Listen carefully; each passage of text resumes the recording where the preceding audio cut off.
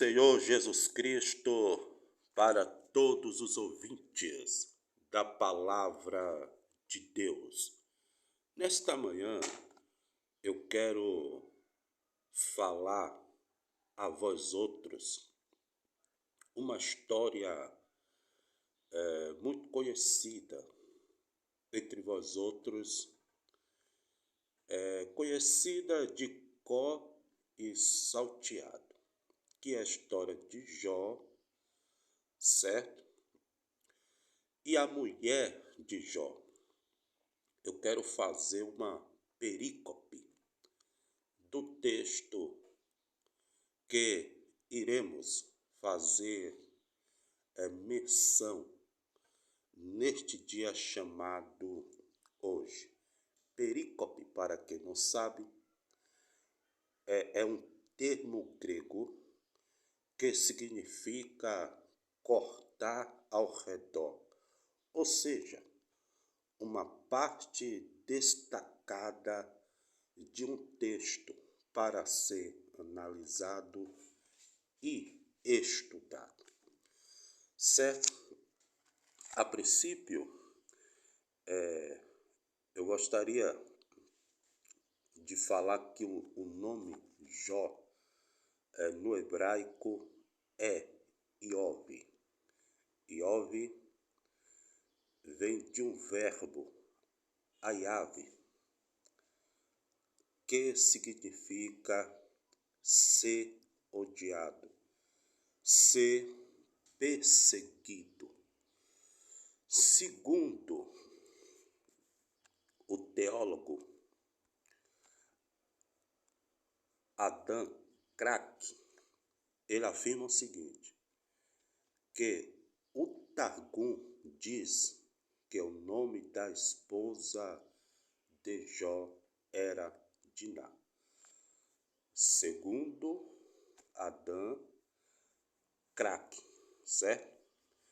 Então vamos lá para o texto de Jó. Vamos fazer a perícope do texto. Jó capítulo de número 2, versículo de número 9. Olha só o que está escrito. Então sua mulher lhe disse, ainda retens a tua integridade, blasfema de Deus e morre. Logo ao lado está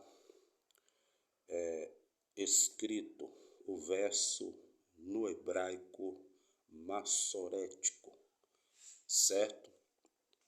Olha só o que diz o hebraico massorético. Vatome lo, isto odeca marazik betumateca barek Elohim vamut. Certo? No hebraico está escrito assim. Todavia, porém, contudo, entretanto, quando nós fazemos a perícope do texto, quando nós analisamos esse texto, percebemos que parece que há alguma divergência, alguma coisa errada no texto. Por quê? Vou lhe dizer por quê. Porque a expressão blasfemar aqui no hebraico, logo ao lado, coloquei até um círculo aí, está escrito barek. Barek também pode ser verbalizado como barak. E barak ou barek, tanto faz, significa abençoar e não blasfemar ou amaldiçoar. Então fica aqui um uma interrogação. Fica aqui uma grande pergunta. Diná, a mulher de Jó, ele mandou Jó abençoar a Deus ou amaldiçoar a Deus? É essa pergunta que eu quero lhe dar a resposta, ok? Voltamos ao texto. O tradutor está sendo infiel ao traduzir o texto do hebraico para o português, ou ele está sendo fidedigno, digno de crédito, fazendo a perícope do texto, certo? Iremos ver que o tradutor está sendo fiel ao texto. Mas como lançar luz a esse texto obscuro? Como desvendar esse paradoxo? Como desvendar ou interpretar ou esclarecer o texto oralito? A mulher de Jó abençoou, ou seja, mandou Jó abençoar a Deus, ou a mulher de Jó mandou Jó amaldiçoar, blasfemar de Deus? Queridos, de fato e verdade, a mulher de Jó mandou amaldiçoar, blasfemar do Eterno, certo? De fato e verdade, a mulher de Jó mandou Jó blasfemar, amaldiçoar o Eterno. Contudo, se a mulher de Jó mandou amaldiçoar o Eterno, como explicar o verbo, ou seja, o substantivo Barak ou Barek? Como explicar, certo?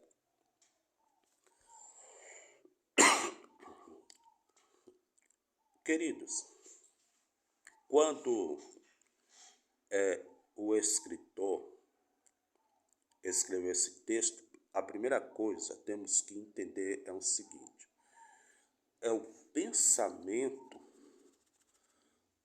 do autor, do escritor, o pensamento do escriba. Primeiro, o escriba era judeu, certo? Segundo, o escriba escreveu de judeu para judeu, certo? Então, vamos lá. O israelita, né? O israelita. Talvez o escriba era israelita, ou não, né? Ou não. Mas o escriba era israelita. Eu digo que ou não porque Jó não era israelita. Se Jó fosse o escritor, certamente ele não iria escrever com pensamento israelita ou pensamento judaico, certo? Mas digamos que o escritor aqui, de fato, é um judeu, talvez é um judeu copista, né? Um israelita que está copiando o texto para o hebraico. Então vamos lá, qual o pensamento do escriba aqui, certo? Qual o pensamento dele? Porque o escriba, em vez de colocar blasfemou ou amaldiçoou a Deus, colocou Bareque? Por que será? É porque, queridos, o escriba aqui,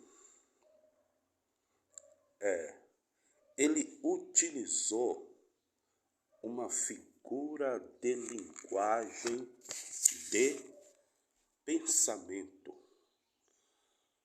O escriba entendia muito bem de gramática, certo? Então, o escriba utilizou a expressão Bareque como uma figura de linguagem de pensamento. E qual foi a figura de linguagem de pensamento que o escriba, a priori, a princípio, chegou a utilizar? A figura de linguagem de pensamento que o escriba utilizara era nada mais, nada menos do que um eufemismo. O que é um eufemismo? Eufemismo é o emprego de palavra ou expressão com objetivo de amenizar alguma verdade triste, chocante ou desagradável. Eu vou dar um exemplo aqui. André morreu, certo? É uma frase chocante demais, desagradável demais. É uma verdade muito triste. Mas, ao invés de eu verbalizar dizendo André morreu e utilizar o eufemismo, certo? Qual é a expressão que eu iria utilizar? Era esta: ele foi, ou seja, André, foi desta para melhor. Eu estou utilizando uma figura de linguagem de pensamento, eufemismo, certo? Com o objetivo de amenizar alguma verdade triste, chocante ou desagradável ao ouvinte. Tá bom? Foi a mesma coisa que o escriba fez. Ele utilizou uma figura de linguagem de pensamento chamado eufemismo, certo? Porque ele fez isto? Ele fez isto para amenizar alguma verdade triste, chocante ou desagradável. Qual foi a verdade triste? Diná disse o seguinte: então sua mulher, a mulher de Jó, lhe disse: ainda retens a tua integridade, amaldiçoa, blasfema de Deus e morre. Certo? É uma verdade triste. Então, o escritor utiliza a figura de linguagem de pensamento chamado eufemismo para amenizar alguma verdade triste, chocante ou desagradável, então o escritor diz o seguinte: ele substitui a expressão abençoar. Ele substitui a expressão blasfemar pela expressão abençoar. É por essa razão que ele coloca lá Barek ou Barak, que significa abençoar. Então estaria assim: então sua mulher lhe diz, ainda retém a tua integridade, abençoe a Deus, e morre. Usando uma figura de linguagem de pensamento chamado eufemismo, certo? Qual é a prova disso? A prova disso é o seguinte, que em Jó capítulo 2, verso 5, olha só o que está escrito: estende agora a tua mão, foi o Rassatã, o Satanás, falando para o Eterno, estende agora a mão e toca-lhe nos ossos e na carne, ele blasfemará de ti na tua face. Certo? Só que no hebraico aqui está diferente. No hebraico é a mesma palavra para, certo? Barek, abençoar. Do lado está assim, ó, Yervarekeka, que é a mesma palavra, diferencia, mas a mesma palavra. Tem a mesma origem de abençoar. Então, se fosse traduzir da mesma forma que o escriba escreveu, estaria assim: e ele abençoará de ti na tua face. Não faria sentido nenhum. Estende agora a mão e toca ali nos ossos e na carne, e ele abençoará de ti na tua face. Não faz o melhor sentido. Só faz sentido se você entender que o escriba está utilizando uma figura de linguagem de pensamento chamado eufemismo, que tem como objetivo amenizar alguma verdade triste, chocante e desagradável. Ok? Vou lhe provar isto no Talmud. No Talmud babilônico, a Torá oral dos judeus, fala isso. Por exemplo, em Levítico, certo? Levítico 24, verso 16. Escrito está: e aquele que blasfemar o nome do Senhor certamente será morto. Toda a congregação certamente o apedrejará, tanto o estrangeiro como o natural, que blasfemar o nome do Senhor será morto. O vocábulo blasfemar, amaldiçoar, existe uns dois nas escrituras, que é Ekov e que é Nokev. Nokev e Ekov são os dois vocábulos para amaldiçoar, blasfemar, certo? Só que no Talmud babilônico, na Torá oral, certo?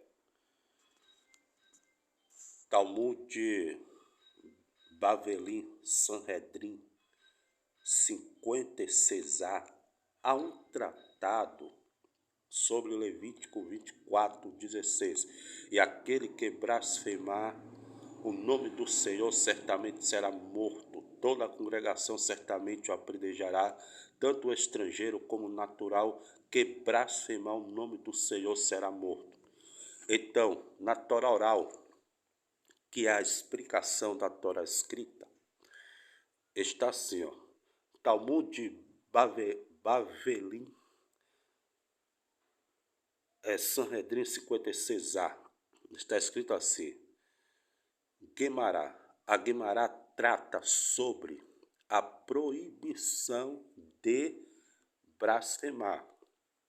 É uma explicação da Torá escrita, que está escrito em Levítico 24:16, ok? A Guemará trata sobre a proibição de blasfemar. Tana. Foi ensinado em uma beraíta, a de Sheevare Shem Bechem. Um indivíduo só pode ser condenado à morte. Aí o escriba, né, diz assim: se abençoar o nome divino com o nome divino.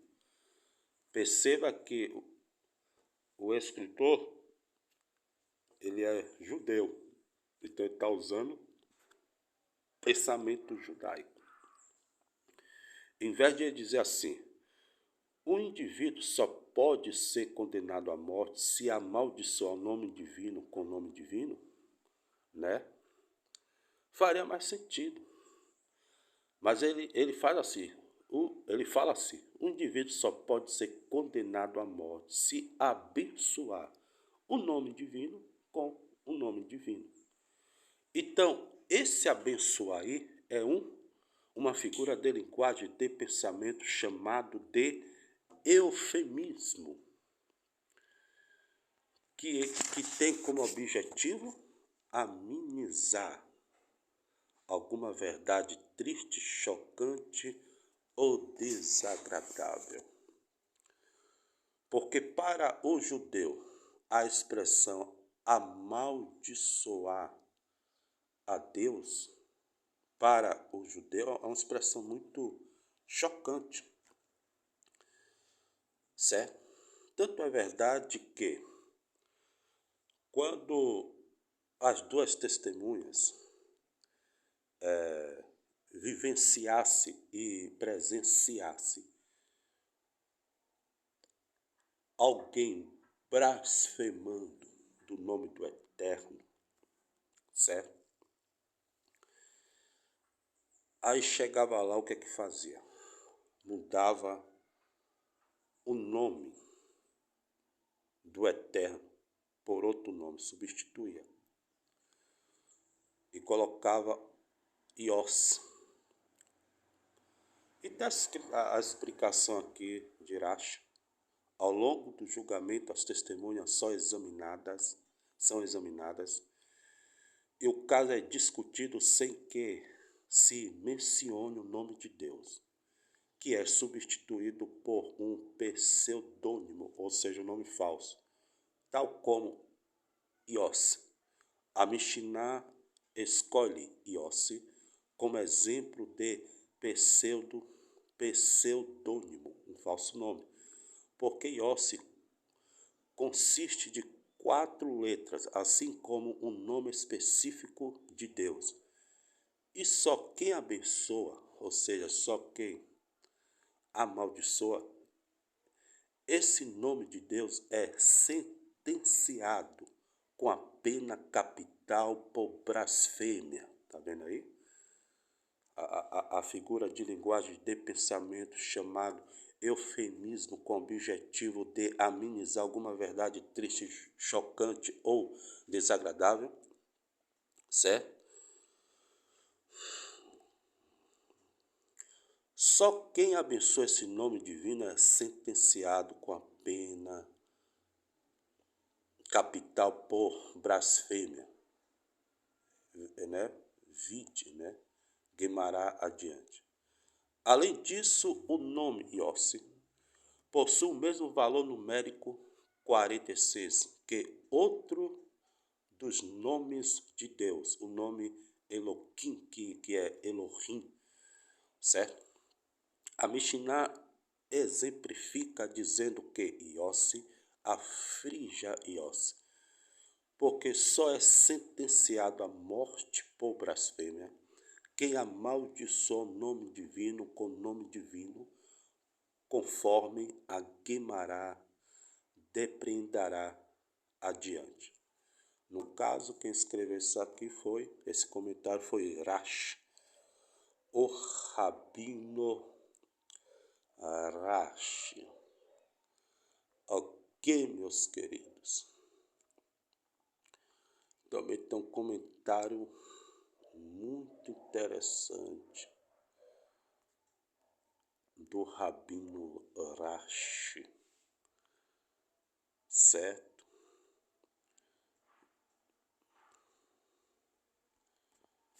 É aquele comentário lá muito interessante. Aqui, esse comentário é bom, que é o termo Ekov, que significa maldição, certo? Ou blasfema, que era para ter no texto, só que ele substituiu pela expressão Barek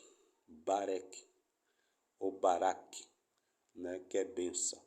Em vez de colocar Ekov ou Noked, substituiu, né, uma palavra pela outra, certo?